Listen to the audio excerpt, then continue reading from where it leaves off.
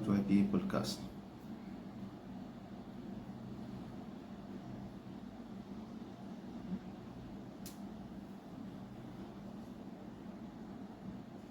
I'm sure everyone has this in school or pursuing education has come across or have come across the word information and communication technology. That's the topic of our discussion today, the importance of information and communication technology in education. Because this is such an important aspect. And looking back at the pandemic, if there is one thing we learn is that the technology has become an important aspect of life. We have to bring technology into our day-to-day activities. There is no way around it. It is a necessity. So it is high time, it is long overdue that our education sector has to adopt the use of information and communication technology.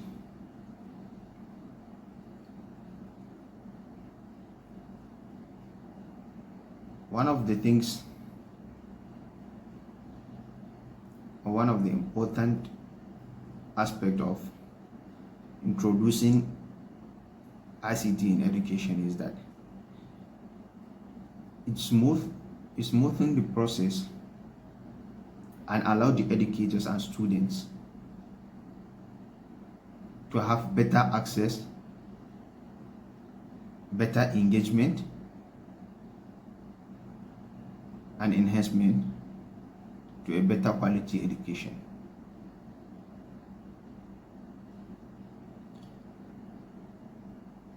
Because there are a lot of things that if you put into perspective and you compare that, if you look into it, that if you bring this aspect into education, a lot of these challenges, a lot of these hindrance will be avoided, like the frequent strikes,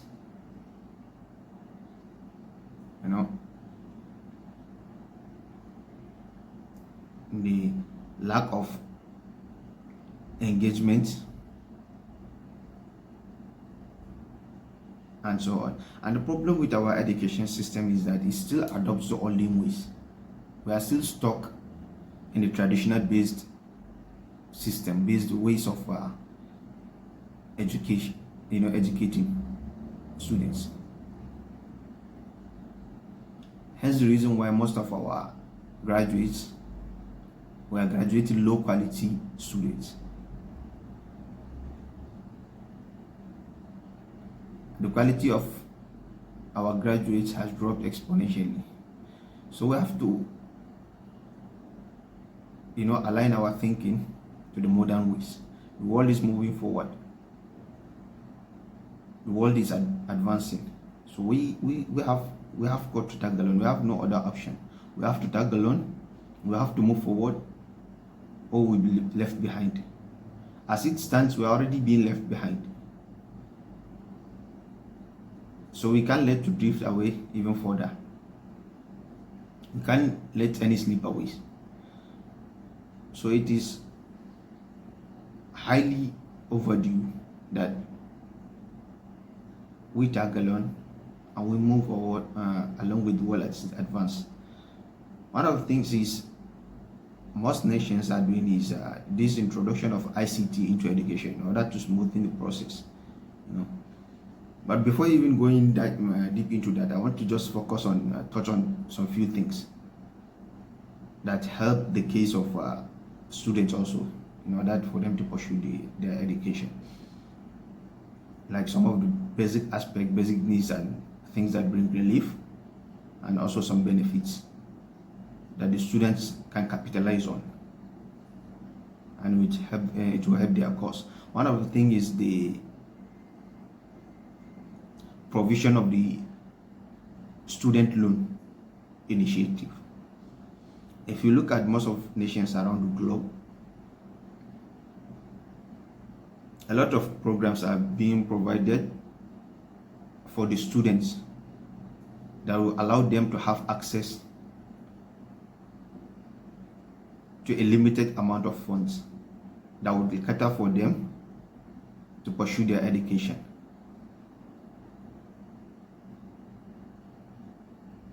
So I think it also our country needs to take a look at this initiative. It is a very important aspect that should be implemented, because it allows everyone from every part or aspect of the nation to have equal access to education like any other child, like any other person. It doesn't matter whether you are from a rich background or you are from a poor background. It doesn't matter whether you are from a remote area or you are from the urban cities. You will have equal access to education like everyone. So the government should set an initiative or program that will provide this student education loan. So students can get loan to pursue their education from any university, from any college across the nation. In doing so, it will boost the quality of our graduates, because most often the remote areas are where the people don't have equal access to education, and those people, they are hardworking people, they are very talented. So I think we are missing out on a lot of intellectuals. The country could have benefited from many sharp minds from those parts of the nation. Because even looking at the percentage ratio, those areas have the highest percentage of population. So the higher the population, the higher the chances of nurturing bright minds. So that's why it is very important to provide equal access to education, and in order to do so, we have to provide equal access to funds also, because those people, they are underprivileged to so many things in life. So the education will become the last criteria or the last important aspect in their stages of life, because for them, feeding themselves food is the most important task. So education will even drift far lower in their tax ranking. So we have to provide them with adequate access to funds in order to pursue their education. And the only way we can do so, looking at other examples, and let's face it, those places, they are quite successful with what they are doing. So I think we can also learn from them. We can also implement all these aspects. We should provide a student loan program that, without any hassle. It doesn't have to be any long or complicated procedure. A very straightforward procedure that everyone from any part of the nation, it doesn't matter about his background or from his geographical location, he or she can have fair and equal access to education funds in order to pursue his lack of university or college around the nation. By doing so, we will nurture a lot of bright minds. And once those minds were being cultivated, they will put into work,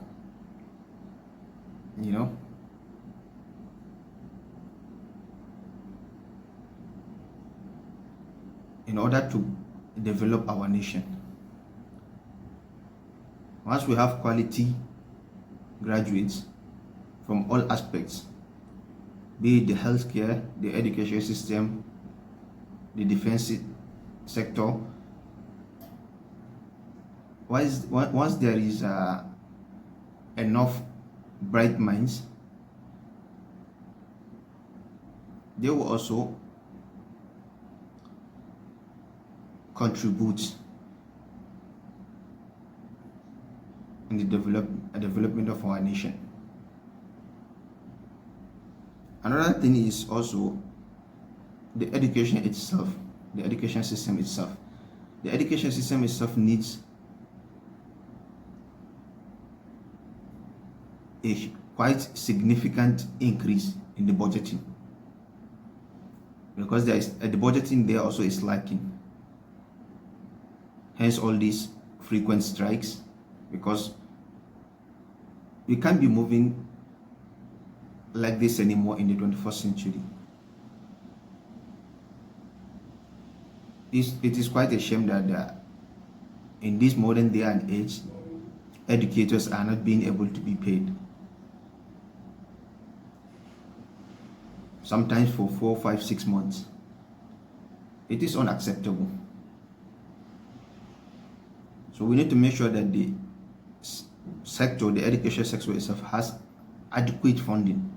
There is adequate funding has been put aside for the education sector. If we are being sincere, apart from the health sector, the defense sector, the next most important thing in a country is the education sector.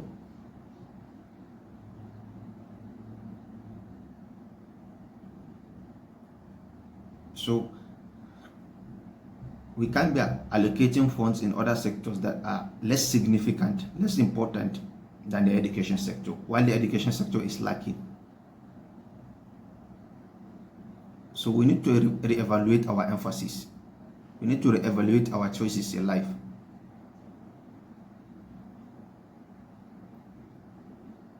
We need to make better decisions. Moving forward, after touching only these significant factors, is the fact that focusing on the education system itself, because it is lacking a lot as well. We are left behind, far left behind. So we need to tackle and we need to start catching up before we are even being left out of the conversation. And one of the things we need to do to improve is introducing the information and communication technology into education. Just to put it into perspective so that you will understand more on what I'm talking about, let's compare the traditional based system and the modern ways of educating people. Back in the days, I'm not even talking about the times of writing with marker on a whiteboard. No, we're talking about when teachers have to come into class with chalk and write on a blackboard. So if you analyze, because most, even at this instance, can you imagine a lot of schools in our nation are still following those traditional ways. If you take a look and compare, when a teacher comes to a class to write on the board, because you have to write on the board, the students need to copy what he is writing. So if he spends around 30 minutes to 1 hour writing on the board, that's significant amount of time. could have been put into a better use of explaining some aspects, some things better for them to understand. Simply, if there is an ICT aspect, the teacher can just share the drafted soft copy of those notes or of those teachings to the students via email, Dropbox, or whatever it is. It will take him less than 5 minutes to provide them with all those drafted notes. And nowadays there's a lot of applications and environments that we can take advantage of that cater for group studying, teaching, and so on.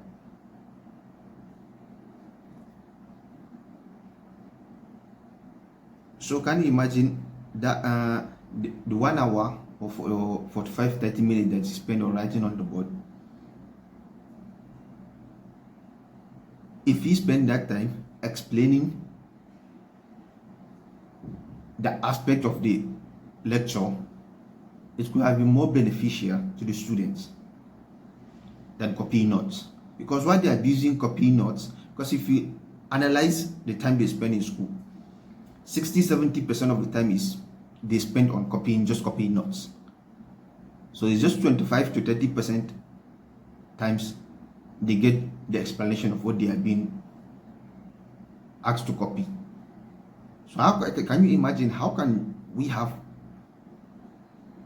the required level or standard or quality of graduates that we expect if those teachers put those times and hours? And I'm not using anything against them, I commend them because they sacrifice a lot. They put a lot of time, effort, and emphasis because it is not easy. So all those handouts, all these bulk keynotes that we are passing, and all those traditionals need to be abandoned, because if by adopting the ICT, what this educators spend 1 hour doing can be done in 5 minutes. So there is a lot of excessive amount of time that the student can be able to process that data they are receiving, that information. They will have enough time to process it, to analyze it. Also, the educator himself have enough time. He don't have to rush things, to explain and analyze things for students, and to better understand the level of, at what frequency, at what capacity his students are receiving that information, so that he can better his teaching aspects also. But these traditional methods, all they're doing is they are accelerating things, piling a lot of information on our brain, making our brain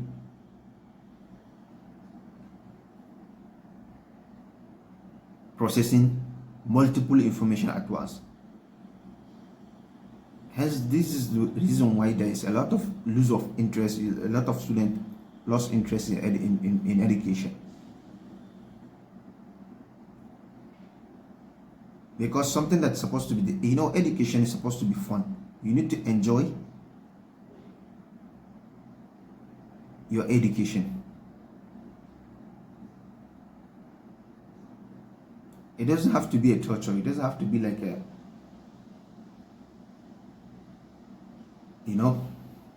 torture experience. But all what they're doing now is like that. They make it like a torture experience. That's why there is a lack of interest.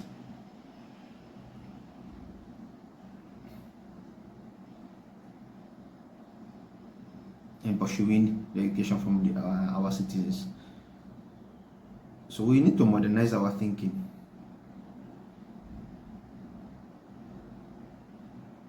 All these traditional aspects, we need to drop them. By introducing the ICT, it will be more engaging, it will be more fun for the students, and we can, also encourage them to engage more, to have more freedom, and to have more interest in pursuing their education.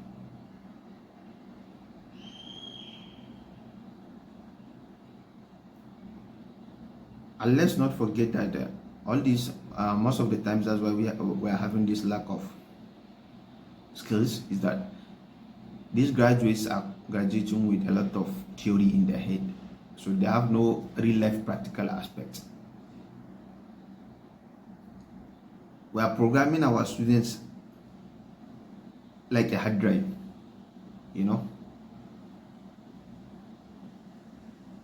so we just turn them into a hard drive. They are just storing information.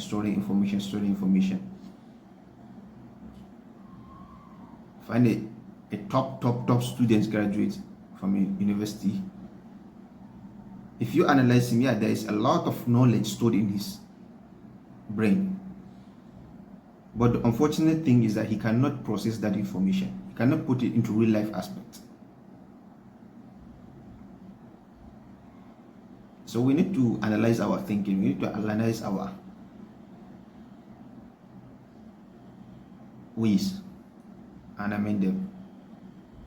We have a lot of top quality students, and we need to take advantage of that.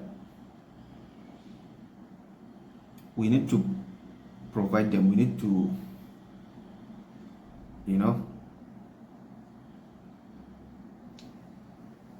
prepare them for the real life aspect and applications, so that once they graduated, they can be able to process that information they have, and they have a better understanding of how to use that information. Because we always forget that education is not just about putting things into your head. Education is also about perfectly executing things. You cannot call yourself an educated person if you cannot execute the tasks given to you. Because you cannot tell me that you are a good driver just because you know the basic aspect of driving. You are a good driver. You cannot tell me you are a good driver just because you know, okay, in order to drive a car, I need to hold the steering, I need to put the gear, I need to press the petrol or acceleration, and release the handbrake. That doesn't make you a good driver. If that makes you a good driver, then what is the purpose of the driving license, the driving test? What is the need of putting a program that will quantify you and make sure that you can put that aspect into application?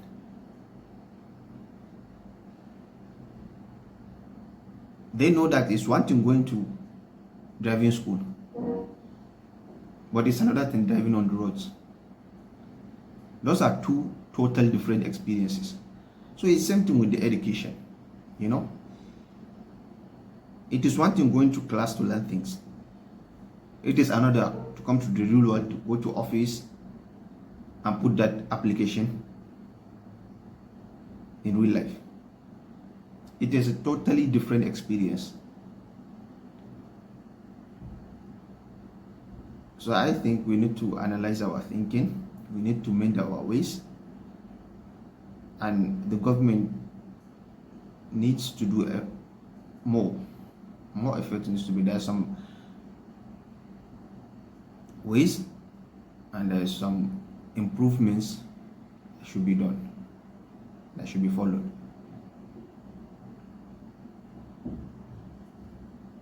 I hope